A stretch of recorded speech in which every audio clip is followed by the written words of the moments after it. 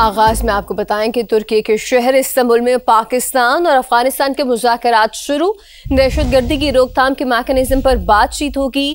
پاک افغان مذاکرات وزیروں کے بجائے ڈی جی سطح پر ہو رہے ہیں۔ استنبول مذاکرات 19 اکتوبر کے دوحہ معاہدے کے تناظر میں ہو رہے ہیں۔ سمیرہ خان نمائندہ خصوصی ہمارے ساتھ موجود ہیں، ان سے بات کرتے ہیں اور تفصیلات جانتے ہیں۔ سمیرہ بتائیے گا، مذاکرات کا دوسرا دور شروع ہو چکا ہے، کیا ایکسپیکٹ کیا جا سکتا ہے؟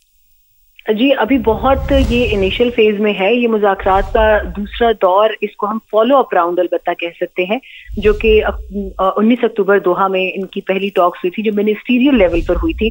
ابھی ذرائع کا یہ کہنا ہے کہ منسٹریل لیول کی بجائے مذاکرات میں ریپرزنٹیشن کا جو لیول ہے وہ پاکستان اور افغانستان کی جانب سے ڈاؤن گریڈ کر کے اس کو ڈی جی لیول پر لایا گیا ہے، مگر ابھی یہ نہیں بتایا جا سکتا کہ دونوں اطراف سے کون کون سی شخصیات اس کے اندر لیڈ کر رہی ہیں اپنے اپنے وفود کو۔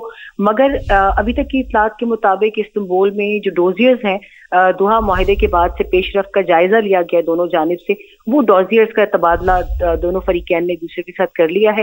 اور ابھی کیونکہ راؤنڈ شروع ہوا ہے اور ہماری اطلاع کے مطابق یہ 2 فیزز میں ہوگی بات چیت۔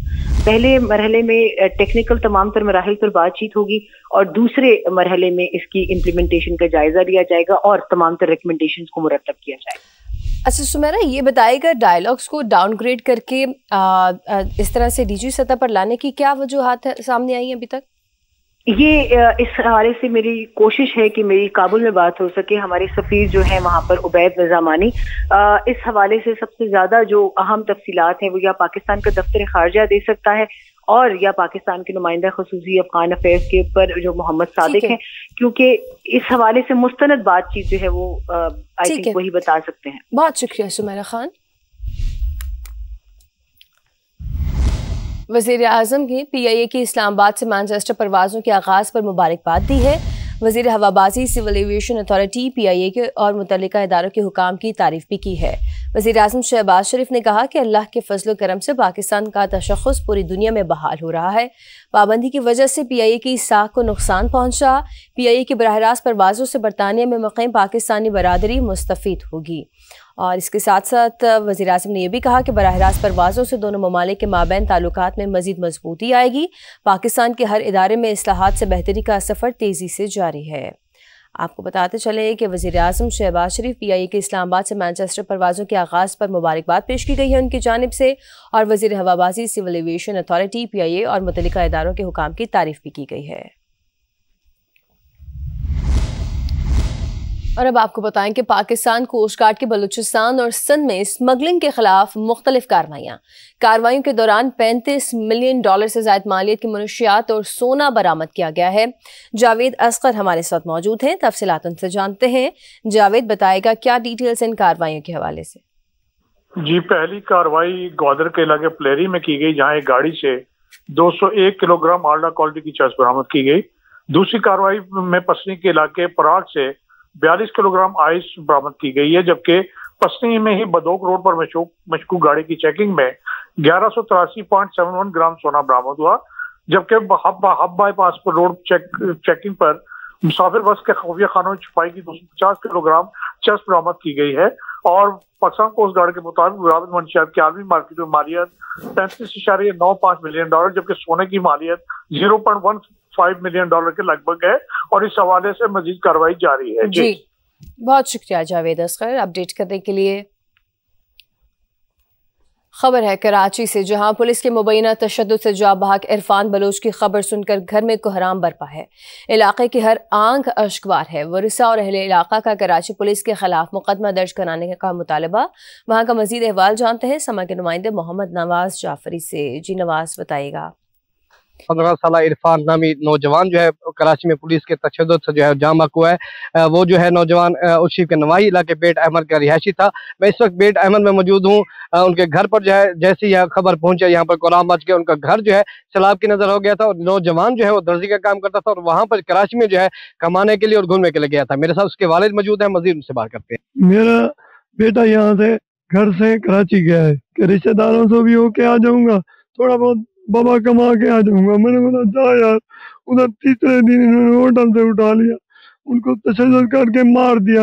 ایسا میرا بیٹا بہت اچھا بیٹا تھا، میرے ساتھ انصاف کیا جائے. وزیر اعظم سے گزارش ہے, آرمی چیف صاحب سے گزارش ہے, بلاول بھٹو اور سندھ پولیس والوں نے مارا ہے. بلاول بھٹو ہم پیپلز پارٹی کے ہیں, ہمارے ساتھ زیادتی ہو رہی ہے, ہمارے ساتھ انصاف کیا جائے.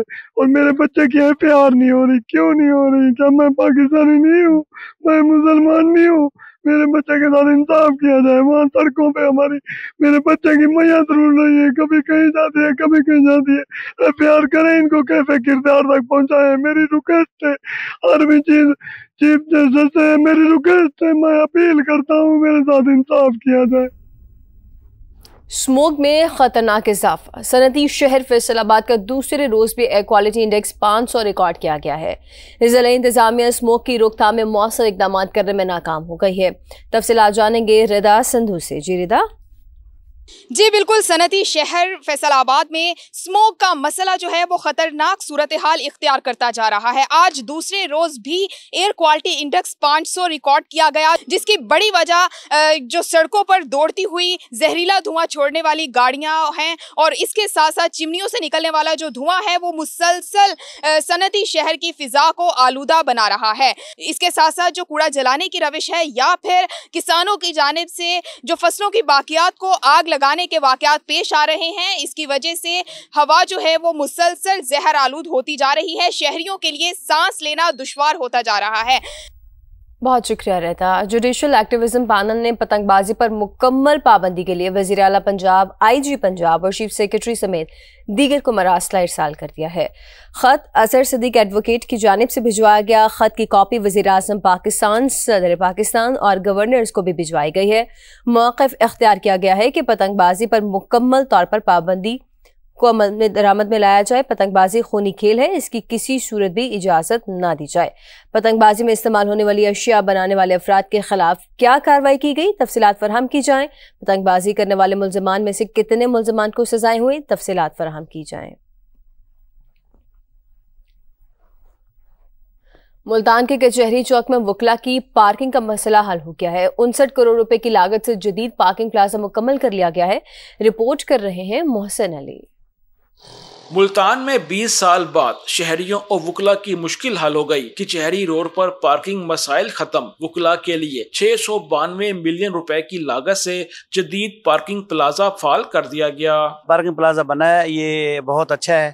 اس سے پہلے جو ٹریفک وہاں ہر وقت بلاک رہتی تھی, لوگ پریشان رہتے تھے. بہت اچھا ہو گیا یہ پارکنگ پلازا یہاں آ گیا, بہت آسانی پیدا ہو گئی ہے عوام کے لیے, سائلین کے لیے. جو خواتین یونیورسٹی ساتھ تھی ان کے لیے بھی بہت آسانی ہو گئی. بسیں یہاں رک جاتی تھی, کافی رش ہو جاتا تھا. وکلا پارکنگ پلازے میں سینکڑوں گاڑیاں کھڑی کرنے کی گنجائش موجود ہے. منصوبے کی تکمیل سے کچہری چوک پر ٹریفک کے بہاؤ میں نمایاں بہتری آئی ہے. کچہری چوک پر ٹریفک بڑے مسائل درپیش تھے, اب جو ہے نا پارکنگ پلازا بنا دیا گیا ہے. اب نیٹ اینڈ کلین ہو کے دونوں طرف سے آ جاتی ہے. اب کسی کو بھی کوئی اجازت نہیں ہے کہ یہاں پہ گاڑی پارک کر سکے. 3 منزلہ جدید سہولیات سے آراستہ پلازا وکلا اور سائلین کے لیے مفت پارکنگ کی سہولت فراہم کرے گا. کیمرہ مین چودھری محبوب کے ساتھ محسن علی, ساما, ملتان.